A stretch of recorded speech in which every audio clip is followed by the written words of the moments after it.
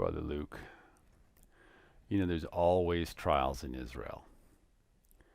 But I tell you, sometimes it's like I don't know what to think anymore. I feel like I've been turned inside out. Everyone expected our Messiah to unify our nation militarily and to lead the people in revolt and throw off the Roman yoke, like the Maccabees had done with the Greeks. But now, Messiah, he's come and he's gone, and he left it up to us to fulfill the Great Commission. How are we going to do that? He wants us to spread the good news to all the lands of the world, and yet still keep the people united, together as one nation, even though we're scattered to the four winds. It can't be our job. It's impossible. We're just men. But it's our job. I tell you, to make things even more confusing, not so long ago, Yahweh poured out his Spirit on a Roman centurion named Cornelius, and on all of his family, even though they don't keep our ways. I tell you, it's never been so confusing in Israel. Times have been hard, but they've never been this confusing. Until our people went into exile in Babylon, we always had the Levitical priesthood to teach us what the Torah said and to keep us all moving in one direction. Then after Babylon, we had the rabbis. They taught us their traditions, and I know what the rabbis call Torah law is different than the laws of Moshe. It's not the same thing. But at least we had one set of traditions, teachings that we could rely on, so that we could remain in unity, so that each one of us knew what to do without doubting. But now, Cornelius and his family, they became worshippers of Yeshua, but he's still a Roman. He hasn't joined our nation. And he received the Spirit without even following the Gentile return procedure, which tells us how Gentiles can come and rejoin our nation. First, they have to submit to the rabbis and learn from the rabbis for a year, and then they take tests.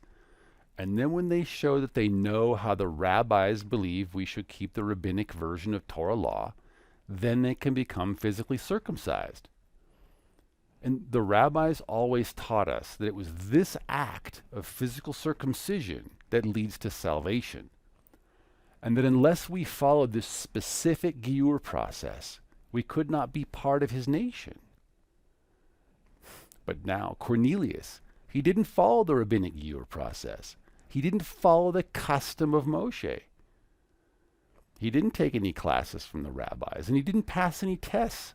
He just worshiped Yahweh, gave alms to the people, and Yahweh pours out his Spirit. Now what are we supposed to think? Yahweh pours out his Spirit on Roman centurions who don't follow the rabbis and don't even know what the rabbis teach. Well, I was there when the Apostle Kepha, or Peter, I guess some are calling him now, they said, "Can anyone forbid water, that these should not be immersed, who received the Holy Spirit just as we have?" How could I forbid it? I saw that they had the exact same Spirit as what we had. They spoke in tongues, just like the multitude did in Acts chapter 2. And then I was there again in Antioch, and certain brothers, Pharisees, who believe like I used to believe, they told our brother Shaul, or Paul I guess they're calling him now, that the Gentiles in Antioch had to follow the rabbinic Gentile return procedure, the custom of Moshe, or they could not be saved. They said they had to follow the rabbinic custom of Moshe, the specific Gentile conversion process. It's what we've always been taught. Well, Shaul and Barnabas had no small dissension and dispute with them because they didn't think that they had to follow the teachings of the rabbis anymore. They felt that we should all stick closely to Yahweh's Torah and not the teachings of the rabbis. Well, you can imagine what the rabbis thought of that.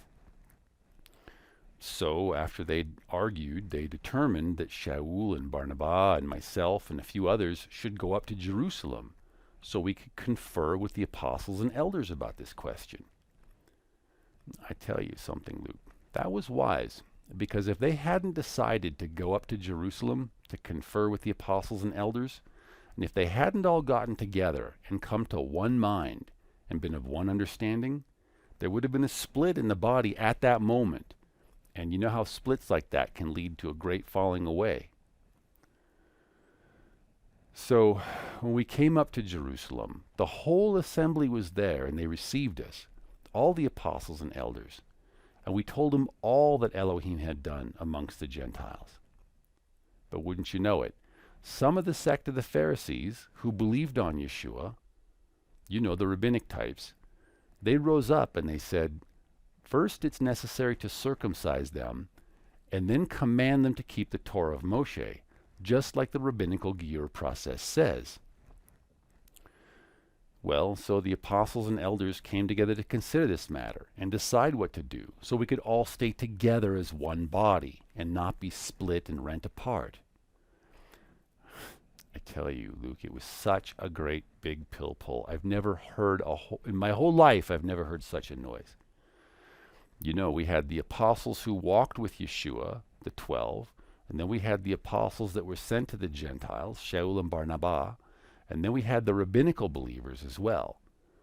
You know how they say when you get 2 Jews, you have at least 3 opinions. But we had 40 Jews there, maybe. My head still hurts. We talked about how Abraham was called into a walk with Yahweh first, and how he was justified by his faith alone before he was told to be circumcised, and how he only became physically circumcised after the fact as an act of obedience to Yahweh. Well, then we talked about Ruth, who became part of our nation when she said she wanted to leave Moab and join Naomi's people Israel, and how she was the great-grandmother of King David. Well, after there'd been so much dispute and bickering and fighting and pill pull, you know how it goes. Kepha rose up and he said to them, "Men and brethren, you know that a good while ago Elohim chose among us, that by my mouth the Gentiles should hear the word of the good news and believe. So Elohim, who knows the heart, acknowledged them by giving them the set-apart spirit, just as he did to us, and made no distinction between us and them, purifying their hearts by faith, like Abraham's heart was purified by faith, not purified by the rabbinical Giyur process, and not by the circumcision made with hands." He said, "Now therefore, why do you test Elohim by putting the yoke of the rabbinic Giyur process on the neck of the disciples, which neither our fathers nor we were able to bear? We can't keep all the rules in the Talmud. It's not possible." He said, "But we believe that through the favor of the Adon Yeshua Messiah, we shall be saved in the same manner as they've been saved, by their faith." Then, after everyone becomes silent, because they heard the wisdom that Kepha was speaking, James answered and he said, "Men and brethren, listen to me. Shimon Kepha has declared how Elohim at first visited the Gentiles to take out of them a people for his name. Now, therefore I judge that we should not burden those from among the Gentiles who are returning to Elohim. Let's not make things any harder than they have to be. But let's write to the Gentiles and tell them just to start by abstaining from 4 things: things polluted by idols, from sexual immorality, from meats that have been strangled, and from blood. Because for many generations, someone's been preaching the Torah of Moshe in every city all throughout the world, and he's read in the synagogues every Sabbath. So if these returning Gentiles just start with these 4 things and then go into the assemblies, they're going to learn what they need to learn. Over time, it's going to work out. So let's not make things any harder than they have to be." I tell you, it was really wisdom. He said that all the Gentiles like Cornelius need to do is just abstain from the things that Yahweh says will get you cut off from the nation of Israel. Don't do anything that would get you stoned, like idolatry or sexual immorality. And don't do anything the Torah of Moshe says will get you cut off from among the people, like eating unclean meats or drinking blood. Then you can enter into the fellowship and let the Spirit lead and guide you to learn more. So don't do anything that's going to get you kicked out, and then you can come in and you can learn, and over time it's so simple. But you know, the Pharisees who believed didn't like it because it takes away from their prestige. Well, you know the joke about the rabbis. If they can't tell someone what to do or make up rules for other people to follow, they aren't always very happy. But you know how the Messiah, Yeshua, he reminded us how Deuteronomy says we must not add to Yahweh's laws or take anything away from them, or else we're not following Yahweh's laws, but our own set of laws. I tell you, Luke, everything looks so different now than it used to. But it's good. Praise Yahweh, it's good.